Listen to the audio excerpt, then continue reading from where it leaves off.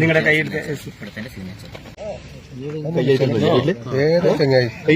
കൈ ഇങ്ങനെ ഇറക്കിങ്ങനല്ലേ പോസിറ്റീവായില്ലേ? ഇനി അത് എവിടെ വെച്ചെന്ന് പറ. കൈ കണ്ടില്ലേ?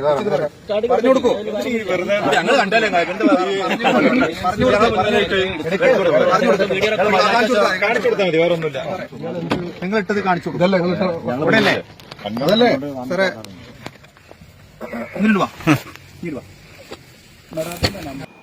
ഒരു ഗതിയും പരഗതിയും ഇല്ലാത്തവന് ഗവൺമെന്റ് അനുവദിച്ചു കൊടുക്കുന്ന വീടിന് ഒരു 5000 കൈക്കൂലി ചോദിച്ചാൽ ഈ പഞ്ചായത്ത് സെക്രട്ടറിനെയൊക്കെ എന്താണ് ചെയ്യേണ്ടത്?